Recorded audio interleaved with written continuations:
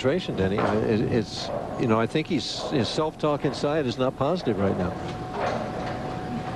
You know, his body English, his shoulders are a little slumped right now. He's moving, you know, he's picking up the ball and just throwing at it. Okay, Bryan. You also have to get to a point, Mike, and of course you've been in that situation a number of times where fatigue has to set in too. Mental fatigue, yeah. Goebel, as he lets it go.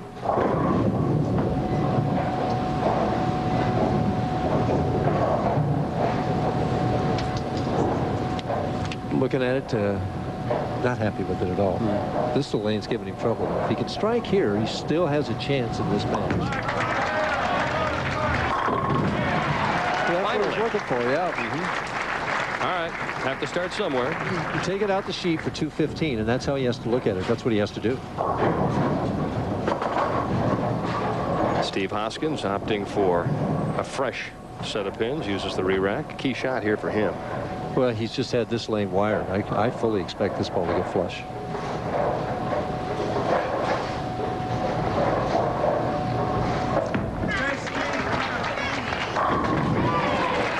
Three-quarters of the pocket, but it was more than enough for the strike. It's a board 16 strike is what it is. I mean, but nevertheless, it's still 10 and a bit, and another 10 pins on the lead.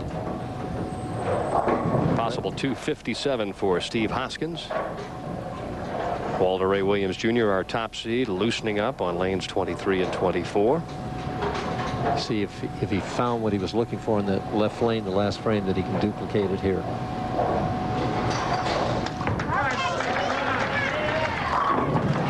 He turned that one loose. Well, these guys, it's like the lane is tilted when they're bowling, you know. Goebel has to strike to have any chance at all. Must strike the next two shots.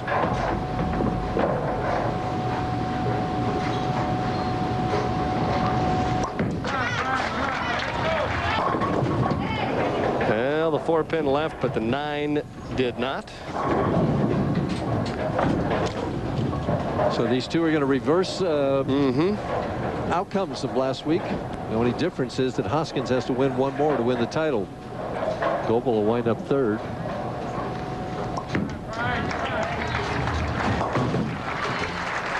Can't be too disappointed with a third-place finish. Don't forget, coming up, the Senior PGA Tour first-round coverage of the Northville Long Island Classic. All the best players are there. Raymond Floyd, Lee Trevino, Nicholas, Tony Jacklin, who is now playing on the Senior Tour.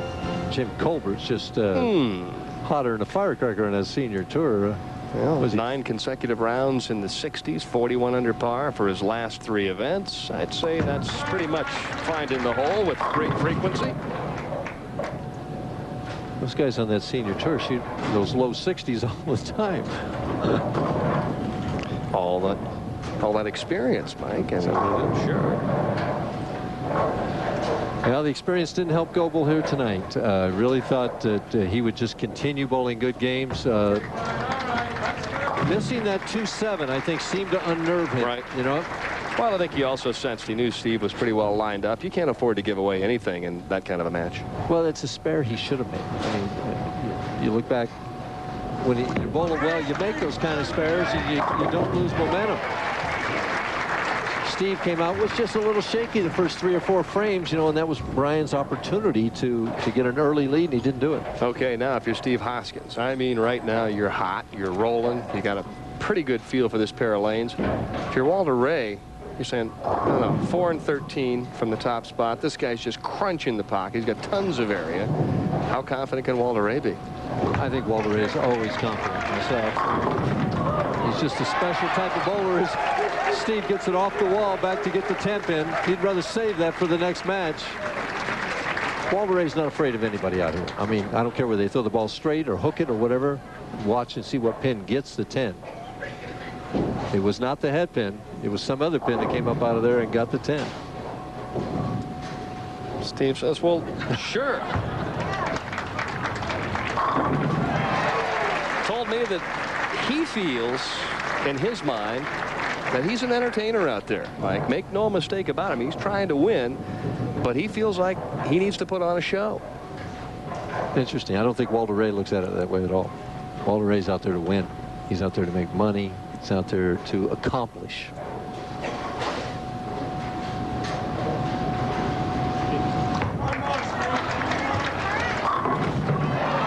Well, if it's going to come, now's a good time. Very impressive game. 256. 7 in a row there. 8 strikes in the game. You and I were both thinking the same thing there. Bryan Goebel with a 3rd place finish will add to the money. Steve Hoskins applauding his effort. Well, turnabout's fair play. Last week, Bryan was in the winner's circle. Now Hoskins will see if he can take one more step against the great one, Walter Ray. Walter Ray, of course, the defending champion in this event here in Tucson. Well, Goebel had a chance. If Goebel wins this match, we'd have had somebody be a 2-time winner here besides Barry Asher now. Always seems to be somebody getting in the way and stopping people from being 2-time champions here. Well, when you consider the fact that this is the 33rd year that they've bowled in Tucson, you'd have to believe that when you look at the great ones, Holman, Earl, Roth, I mean, I think one of those guys would have won a couple of times here.